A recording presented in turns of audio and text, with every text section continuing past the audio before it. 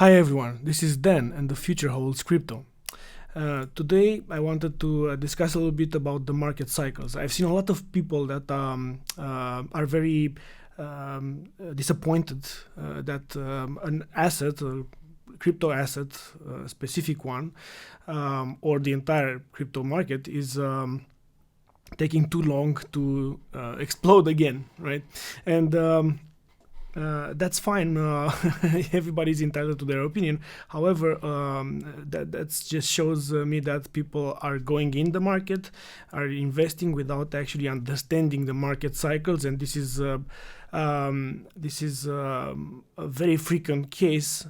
Probably most of the cases are like this, and I have to admit that the beginning, when I did this, I I was in the same category.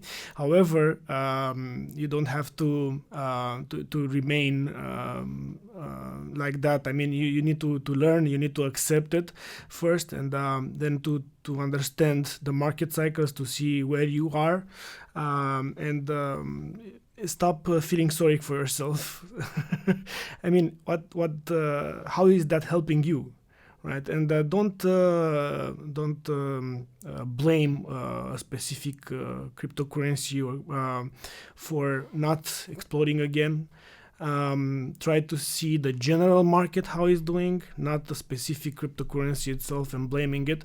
Try to see the context, as I explained in the last videos. Try to see the context of the entire market, not only crypto. Look at the S&P 500. Look at how it's correlated, as it has been at major events like the major crash in March, right?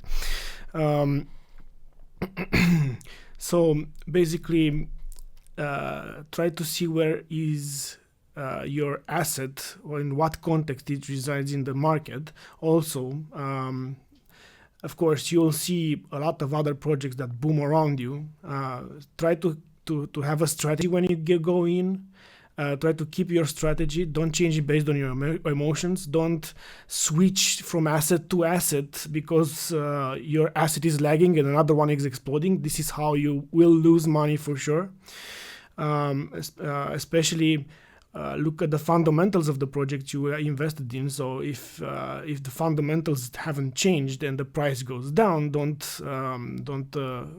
let the fear get the best out of you. Nothing has changed. It's just following the market, which in crypto is also a lot based on speculation. Actually, it's speculation alone because the utility hasn't kicked in. So. Let's talk a bit about the market cycles, because it's really important to understand where you're going, this is going, and where you are in the market. As I said, I've seen a lot of people that are very disappointed. They're saying, "Man, I waited for 3 years, 3 entire years, nothing. This asset is not good at all. I mean, it's no point at this time. It's too long. I mean, I'm waiting too long." First of all, 3 years is not a lot.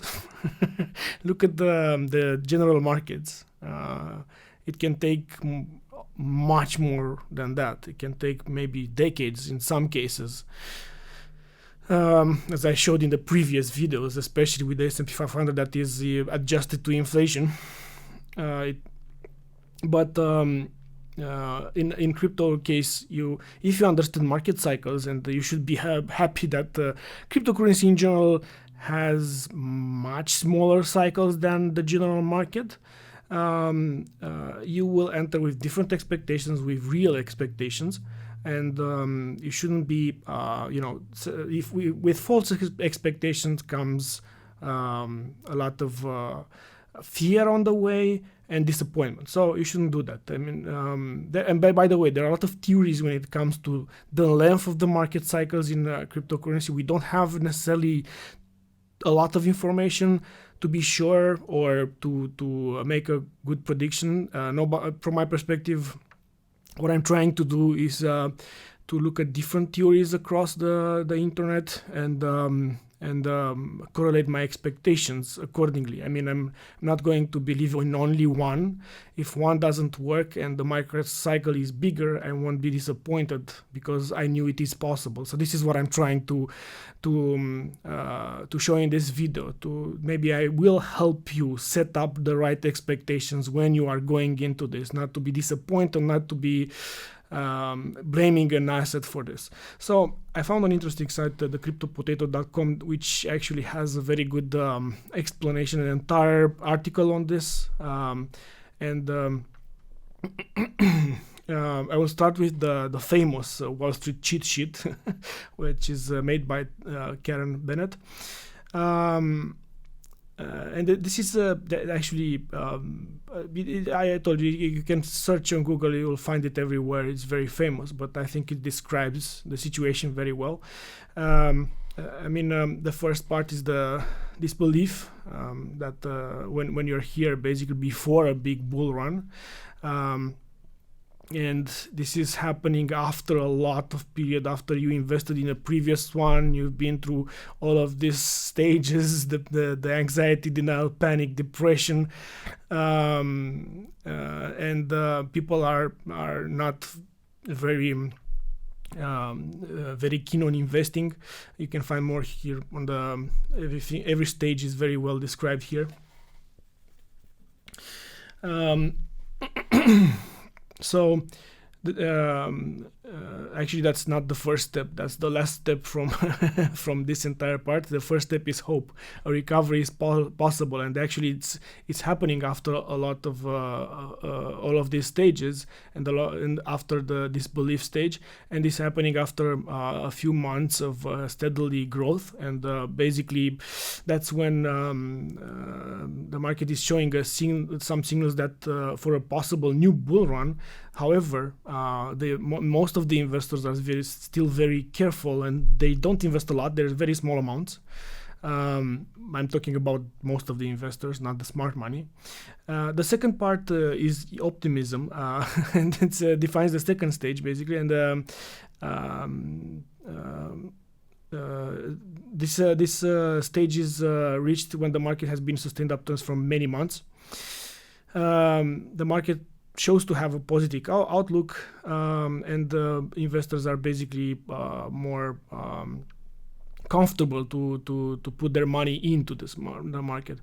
The next phase is belief. As time goes by, the optimism turns into belief. This is when investors see new opportunities in the market. The next phase is thrill, and people are easily getting caught up in in this emotion. They're excited, and more and more people go in. The next step is euphoria, and when everybody is thinking he's a genius, everybody's thinking we are all going to get rich. This is basically when I think I've been a part of this last bull run in the last the bull run from late 2017. This is when human emotions are taking over, and I must admit I was there as well. Luckily, I didn't invest a lot. I mean, it's nothing life-changing. As they say here, it's all poppies and sunshine. Everybody thinks it's going to go up a lot, but we're going to make millions. And as they say, the stupid money jumps on board. So the stupid money is also the first to leave, and you'll see where. This is where this is also the stage where the press, you'll see a lot of press here. They will be reporting the bull run as it happened with Bitcoin. If Bitcoin started to be all over the place, they're gonna say, oh, look at all these new young millionaires. However, a lot of them won't take profit here. They will think it'll go upper, and then they'll go back here, and unfortunately they will miss the opportunity. The next phase is, of course, you'll see the big dip here. And this is where a lot of other retail investors that missed the train here, or think they missed the train here, they were gonna say, I think this is just a small correction. It will bounce up again. They go out here, They see it rise, they get hope again. And of course, it starts to go in the next phase. The bull run is not continuing. When it starts to go down a little bit, it goes into the complacency phase, and they think it's just another cool down, and it goes to anxiety.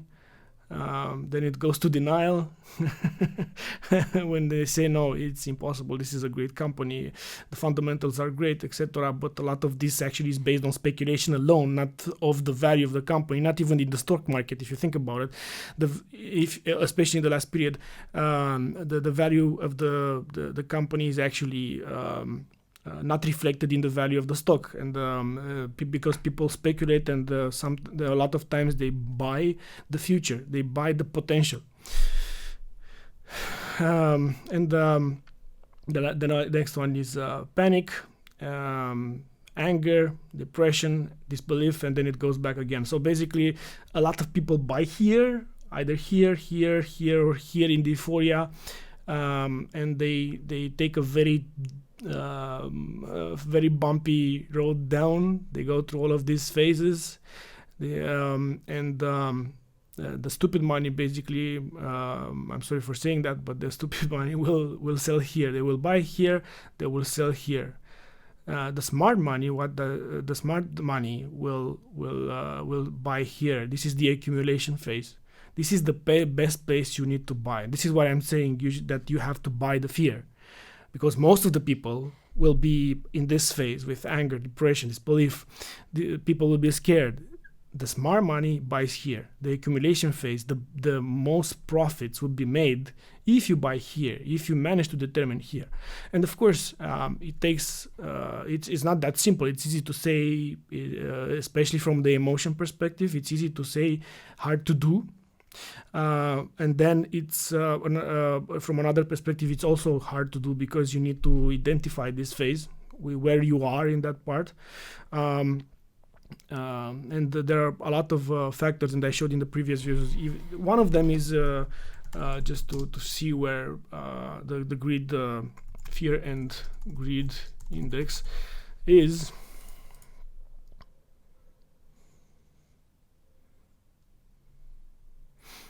This is here, but it's not so much here, because if you look at the entire year, look at this one, when the entire market went down with everything. It's went to fear index of 9. This is 45. It's almost neutral. So this would have been a best place to buy here. This is, I'm not saying this is perfect. You'll have to look at more indicators or stuff like that, not even in that case you probably won't identify the bottom, but you can identify the accumulation phase. Just don't try to find exactly the bottom. You won't manage to do that. But try to find the accumulation phase. It might be easier to do that. By the way, this is not financial advice. This is just my opinion on this stuff, and I'm learning as I go. So don't buy or do anything because I'm saying something here. In any case, it's the easiest thing to do is to do some dollar cost average, especially in this part here, not here, but you can adjust your strategy and basically maybe keep some money on your side, but don't go in from the beginning with all your money, because that's when you'll be stressed. That's when you will feel it will feel worse when it goes down, because you invested all your money in one point, and you probably didn't find the lowest point because it's really hard. So you thought you bought the dip. So let's say you bought here, you thought you bought the dip or here, but it goes deep. Then it goes even lower, and then it goes even lower and even lower, right? Try to put some money try to see when it goes down. When it goes down, try to put some money here, maybe here, maybe here, maybe here, and stuff like that. Even in some parts, even here, all of this part should be fine if you accumulate here. So split your investment in different parts, especially if you don't have a lot of knowledge here. And I told you it's day trading. From my perspective, at least I won't be doing day trading anytime soon. And I'm not a trader. I'm just trying to accumulate as much as possible until the next bull run. So I certainly recommend to read the entire article because it's a good one.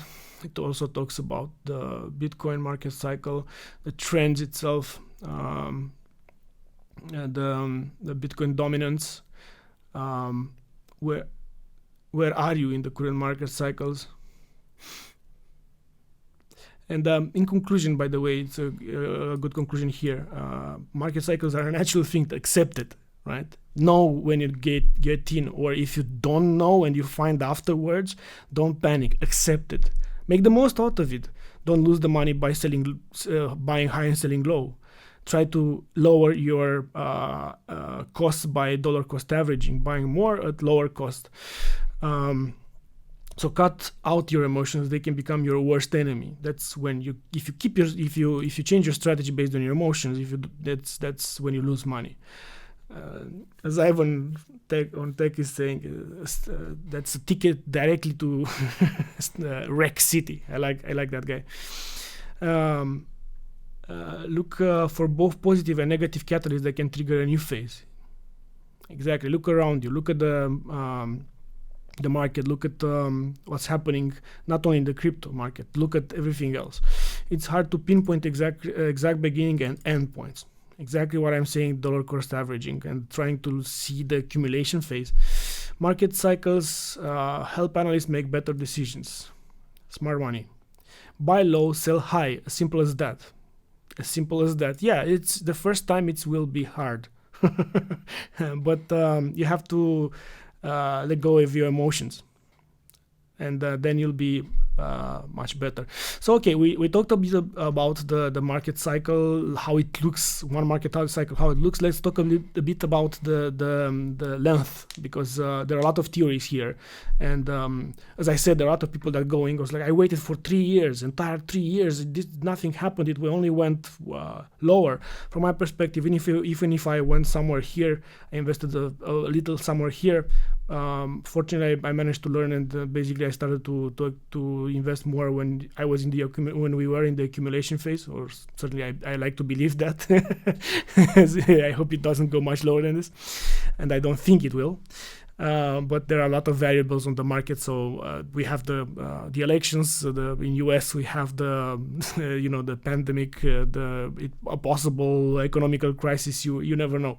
However, if I have the chance and it goes lower, I will try to buy more. If I have with the money to do that. Other than that, what I want to say is to present a few and the theories that I have seen over the time. I will start with DIY investment, do-it-yourself investment. I actually recommend watching his videos. He looks at a lot of coins. He's a diverse investor in crypto, and he's not a maximalist in any one of them. He's appreciating all of the projects, and he's doing some TA here. I'm not saying to TA. I'm telling you, there are a lot of variables on the market, especially in this period.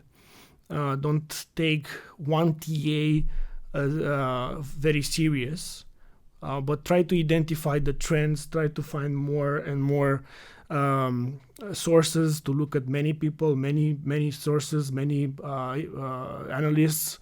I like DIY investment, and I think that certainly it can help in this regard.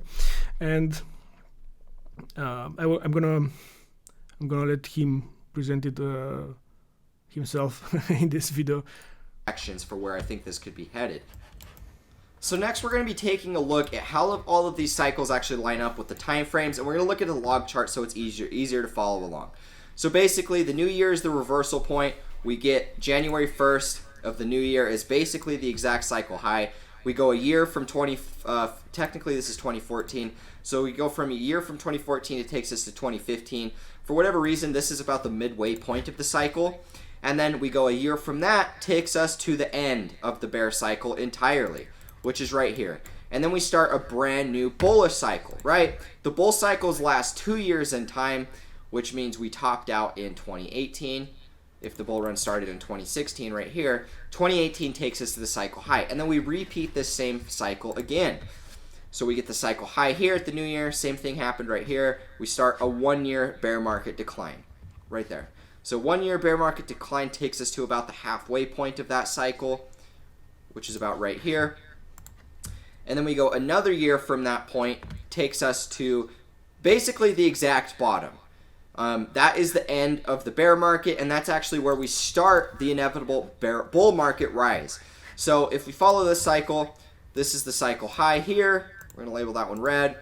This one's the cycle high here. We go to the midway point, which is right here. We'll label this one yellow. This one's the yellow midway point over here. And then we have the start of the bull market. We'll label this one green. And the same thing is happening right here once again. Obviously, the market structure looks a little bit different, but nonetheless, the time frames are lining up. And because the market structure still looks similar, if I showed you guys at the start of the video how identical this structure looks to this structure right here. And now, in my opinion, we just started the 2-year bull market in 2020. So 2 years takes us to 2022, which is about right here. That's what we're going to be seeing over the next short period of time. Over the next 2 years, we are going to be seeing roughly the same trajectory heading inside of these altcoins. Now, how parabolic is it going to get? I have no idea. It's impossible for me to actually know that. But what I can say is we're going to see something very similar to what we just saw in the last cycle. Alrighty guys, now here we are taking a look at an overlay of that exact same chart. This is the 2015 or 2014 to 2016 Bitcoin or altcoin bear cycle. And then this is the current one that we're seeing today. We know that they're following roughly the same sort of trajectory both ways. But this, guys, is actually what it's going to end up looking like when we do get full-blown bull season. And that's the thing, is people were really underestimating the power of what a bull run looks like. Because when these things start to go up and they go parabolic, they go parabolic. And to be honest, guys, if you're not someone that's willing to buy the dip, buying all of this fear when the market's super cheap, you're not going to be the person that's sitting there making the financial wealth that you're looking for. Because this is a time where altcoins are more expensive. Yes, you can find low cap gems. You know, everybody's got their select few, but nonetheless, it's harder to find those. And, you know, when I invested in these... Okay, so this is a very interesting theory. I call it the optimist one. I would like for this to happen, and I hope this happens.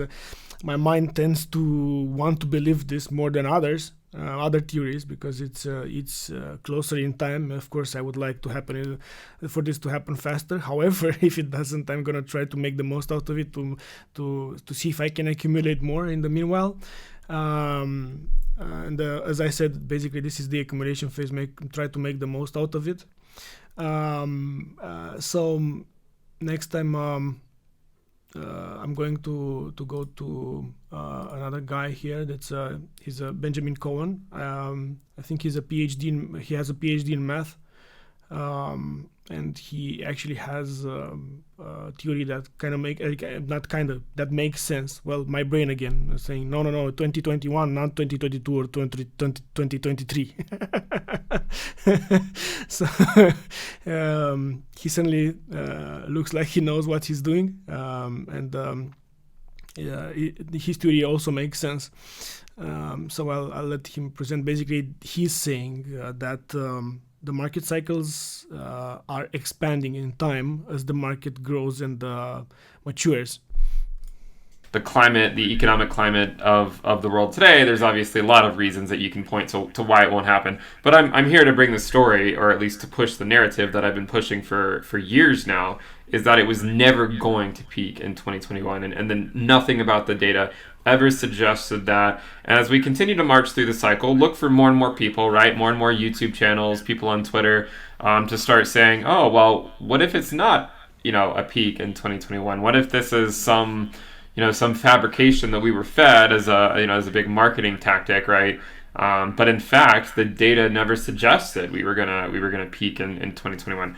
And so I'm just here to say, right, and the reason why this is important is because, to have a 4-year cycle, right, as we've said, one of the most common questions I get, right, is, well, what would cause you to change your mind, right? What would cause you, Ben, to think that the 4-year cycle theory could be true? And the main thing that I've always said, right, is, well, we need to get to a sustainable 20K by the beginning of 2021, right? We need to get to a sustainable 20K by then. Obviously, a year ago when I was saying that, there was more uncertainty, right? Because we were still pretty far out. It's almost October, right? I mean, we're about to start the fourth quarter of the year, and so this is the last quarter before the quarter that we would need to be at a sustainable 20K, in my opinion, right? So, and we know by looking at historical trends that it's not a parabolic move to 20K or the prior all-time high, right? It's a slower move, and then it goes parabolic once we get to the prior all-time high, right? Slower move up, then parabolic. Slower move up, then parabolic. Slower move up, then parabolic. And again, the cycles lengthen each time. Just for completeness, I know a lot of you guys have already seen it before, but for completeness, whether you measure, say, bottom to bottom, when you're measuring out how the market cycles compare, we see it increasing, right? 462, 1148, 1435. Therefore, we would expect the next one to go from bottom to bottom. It would be longer than 1435 days. If it were 1435 days, which is identically what it was last cycle, then it would put us in October of 2022. But this is not what the trend suggests, right? It does not suggest that that's the case. And so what we might expect is, somewhere closer to 2,000 days or so before the next bottom, local bottom, which I actually think will probably, the next bottom after the next market peak, will probably be around $40,000 to $50,000. The reason for this is because the price of Bitcoin at the halving has always been equivalent to within 1 to 2 percentage points of the quote-unquote fair value that's this logarithmic regression fit. And we made this fit a long time ago. And then at the halving, right, in early May, if we zoom in, you guys remember in the second week of May when we had the halving, so right around here, this is, we were fairly close to the fair value of what Bitcoin was, right? So we were fairly close. You can see right in this region, we were only a couple, 1 to 2 percentage points away from that. That's why I think that the next bottom, after the next blow off top around 6 figures, I think the next bottom will be closer to 40 to 50K. So I'm not here to bring you a message I don't think it's true to pump the channel, right? I'm here to tell you what's realistic. And it's realistic to think that Bitcoin will not peak in 2021. So, and again, if you measure it from from bottom to top, which some people like to do, right? The first one's 287, the second one's 749, the third one is 1064, and therefore we would expect the next one to be longer. If it were exactly the last cycle, 1064, it would in fact put us at the end of 2021, but there's no reason to think that that would be the case, right? I mean, I know some people like to cherry pick and combine this cycle with this one. There's really no reason to do that. I think it's, if you're Okay, I think you got the idea, but I cannot say it doesn't make sense at all. I mean, yeah, it does make sense if you look at the graphs. So this is probably the realistic, some will call the pessimistic outlook. Some will call the realistic outlook of the next peak cycle. So I'm gonna go a little bit on the chart of Bitcoin. And one thing that I wanted to mention is that certainly I think that these market cycles in cryptocurrency are actually evolving around the Bitcoin halving events. That's I put here with this color the approximate date of the halvings, very close to the real ones. So the first one happened in November, 28 November 2012. The second one in July 2016. Now we had in 2020 the fourth, somewhere near the 10th of May or something like that. Not 4th, but 10th. And I was looking at something here. Basically, I'm looking from the halving to the next peak. So the first time it went from to the all-time high at that point, it took 371 days from the halving events. However, if you see here, the halving, it was already in the growth stage. It didn't wait until after the halving. The second part, after the second halving, it took 511 days to the next all-time high. If we peak by the end of 2021, it will be 574 days. To some degree, if this is the case, the number of days after the halving events actually expand. So maybe it will be 2021. I don't know. Maybe it will be 2022, 2023. But yeah, that's what I wanted to show you. And also another thing that I wanted to talk about is that looking at XRP,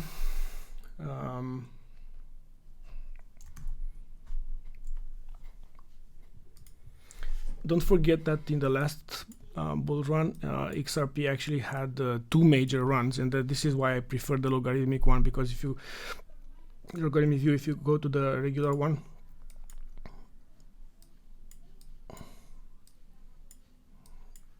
look here. It looks like the bull run, the last part of it in November, December, looks like much bigger than the first pump here, which actually is 7,000%, 70x versus 24x. So it looks bigger than this one, but it's not the other way around. And this is why I prefer the logarithm, because it's much more realistic in terms of visual aspect here. So yeah, the first pump of XRP was of 70x. The second one was 24x, and in total it was 640x.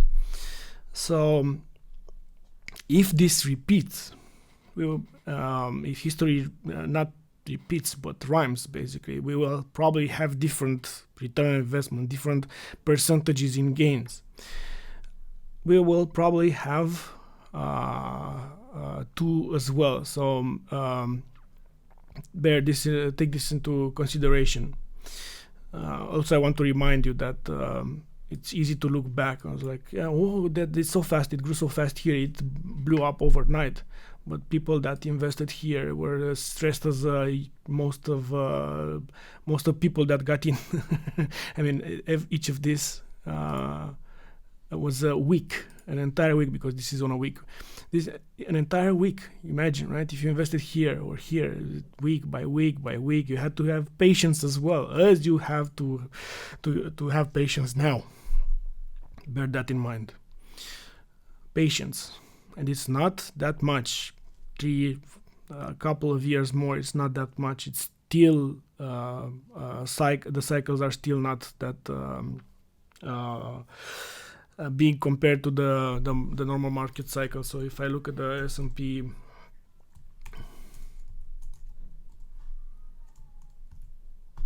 500,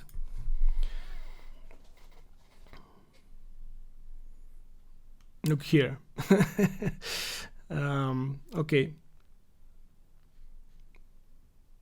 Actually, I wanted to bring something up again, another thing up. But look here, it's from 2000 to 2003. It went up again. Well, the cycles are not that well. The bear cycles in this case are not that great. But you have to also consider the inflation adjusted on S&P 500. However, going back to the topic of the expansion, what I wanted to go into, maybe the people saying that this next cycle expands and probably the bear market expands as well. But what I'm saying is that if that is the case, the bull market will extend as well. Maybe it will take more than a year, which is presented in the last part. So maybe look at this one. It's like this is if you take out the inflation basically out of the consideration, this is like a huge bull market. It looks like a bull market since 75. Of course on a grand scale, but let's go on a day.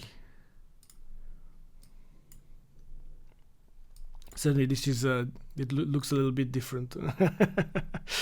2007, it took from 2007, if you invested here, you had to wait until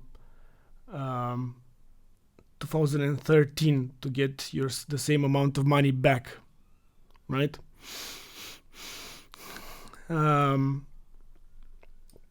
So, but after that, after the last crisis, it looks like a big bull run. So maybe it will be similar with crypto after the market matures. However, what I want to also bring into consideration is that for now, cryptocurrency is really, really small. And I showed you in the last video the amount of money that exists in the world and in other markets. It's huge, and the tiny, tiny, tiny aspect of the crypto market. There are very few people that are invested into cryptocurrency, right?